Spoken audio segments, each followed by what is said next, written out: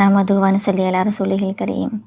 अम्मा बाद फ़ाऊज़ु बिल्लाहि मिनश शैतानिर रजीम। बिस्मिल्लाहिर रहमानिर रहीम।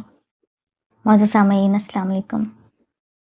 आज मैंने आपको सुल्तान सलाहुद्दीन अय्यूबी के अक्ल दानिश के दो किस्से बताने हैं। पहला वाक़या तो ये है कि सुल्तान सलाहुद्दीन अय्यूबी ने फ़लस्तीन को फ़तह किया। उस वक्त ये ईसाइयों और यहूदियों के कब्ज़े में था। क्योंकि यहूदी खिंजीर का गोश्त खाते थे, तो जो उस वक्त के कसाब थे उन्होंने कुछ इस तरह का काम शुरू किया कि मुसलमानों के लिए हलाल गोश्त के साथ खिंजीर का गोश्त भी अंदर मिक्स कर देते थे। जब सुल्तान को पता चला तो उसने पूरे मुल्क में खिंजीर के गोश्त पर पाबंदी लगा दी और हुक्म लगा दिया कि कोई भी खिंजीर का गोश्त नहीं खाएगा। यहूदी क्योंकि खिंजीर का गोश्त खाते थे इसलिए उनको बड़ा दुख हुआ। बहुत बड़ा गिरोह इकट्ठा होकर सुल्तान सलाहुद्दीन अय्यूबी के पास आया और कहने लगा कि हमें ये बताओ कि बाकी और भी कई हराम जानवर हैं, खिंजीर के साथ ही क्या मसला है कि तुम लोग खिंजीर का गोश्त क्यों नहीं खाते, और तुम्हारे कुरान पाक में भी इसके ना खाने का बार बार हुक्म आया है।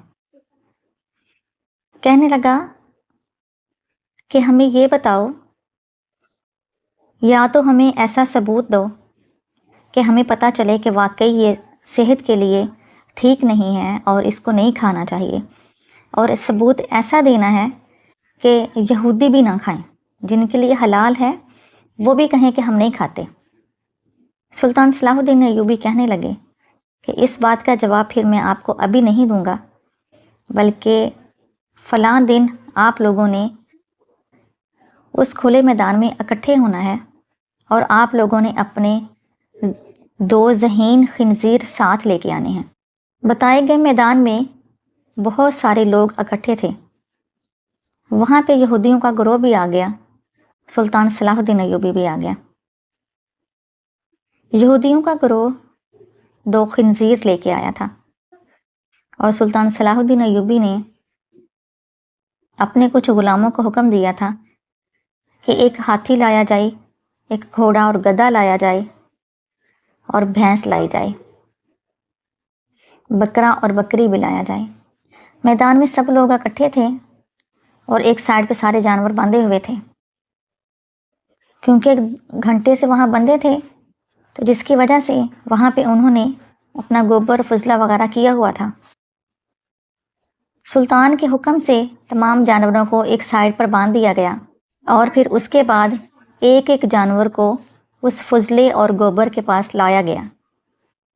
जब हाथी आया तो सारे फजले के पास उसको गुजारा गया, वो चुप करके साइड पर हो गया।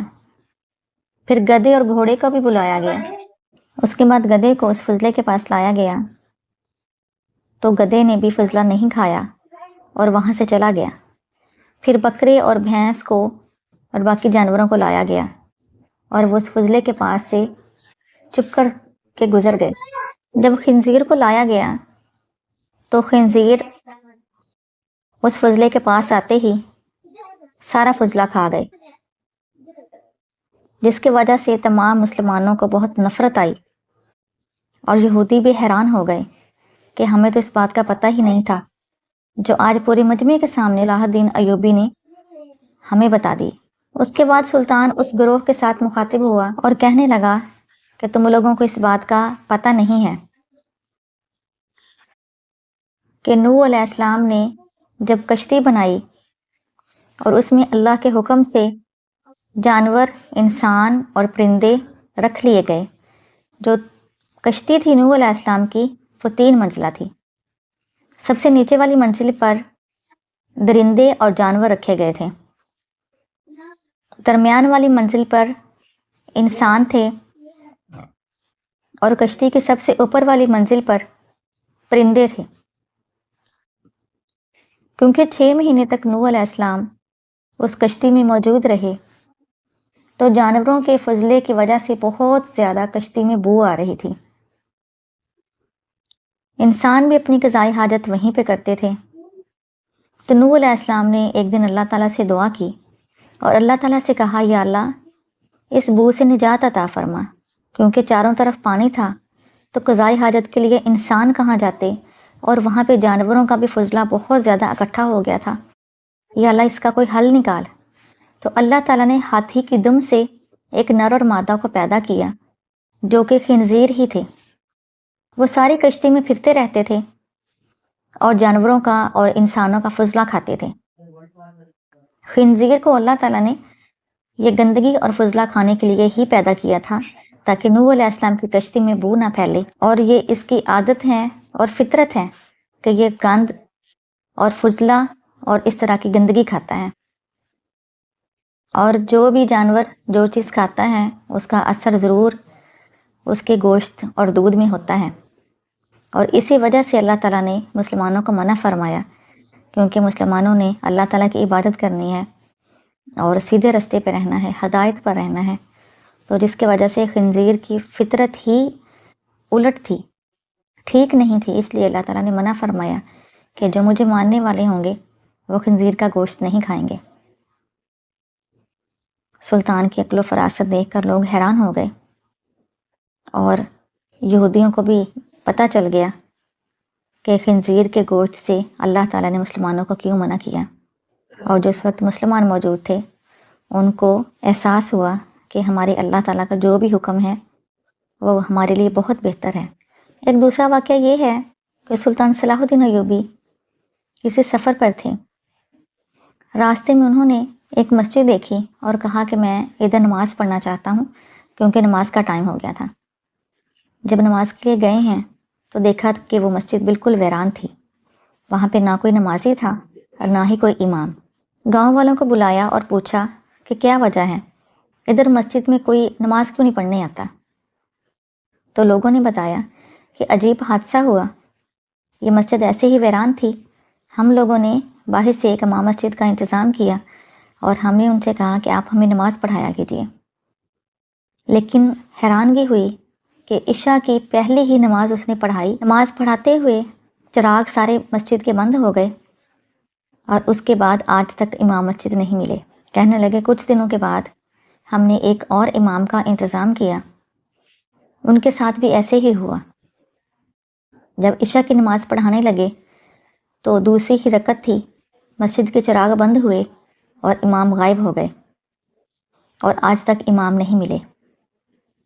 کہنے لگے اس کے بعد ہر شخص ڈرنے لگ گیا کہ اس مسجد میں جو بھی امامت کرواتا ہے، عشاء کی نماز اس کی زندگی کی آخری نماز ہوتی ہے۔ سلطان صلاح الدین ایوبی نے وہاں سے آگے سفر کرنا تھا، لیکن انہوں نے کہہ دیا کہ گاؤں میں اعلان کروا دو، آج عشاء کی نماز ادھر سب لوگ پڑھیں گے اور میں ان کو امامت کرواؤں گا۔ ایک شخص کہنے لگا، اے نوجوان، اپنی زندگی کو کیوں خطرے میں ڈالتے ہو؟ پہلے بھی 2 امام نماز پڑھانے لگے اور اس کے بعد آج تک نہیں ملے، تمہاری زندگی کو بھی خطرہ ہے۔ ہمیں نہیں پتا کہ وہ امام کہاں جاتے ہیں، کیونکہ بڑی کوشش کی، آج تک ہمیں وہ دونوں امام نہیں ملے۔ سلطان نے کہا کہ ایسی کوئی بات نہیں ہے، آپ اعلان کروائیں، گھر گھر جا کے کہیں عشاء کی نماز میں پڑھاؤں گا، سب لوگ مسجد میں نماز پڑھیں گے۔ جب عشاء کی نماز کی دوسری رکعت شروع کی تو وہی ہوا کہ چراغ بند ہو گئے، اور جب لوگوں نے چراغ جلائے تو دیکھا وہاں امام نہیں تھے۔ لیکن تھوڑی ہی دیر کے بعد جہاں امام کھڑے تھے وہیں پہ ایک شور سا سنا، لوگوں نے دیکھا تو وہاں پہ ایک دروازہ تھا جو کھول کے صلاح الدین ایوبی باہر آ گئے۔ سب لوگ حیران تھے کہ یہ اچانک دروازہ کدھر سے آ گیا اور یہ کیا ماجرا ہے۔ سلطان نے لوگوں کو بتایا کہ جس جگہ امام کھڑا ہوتا تھا اس کے نیچے ایک خفیہ سرنگ تھی۔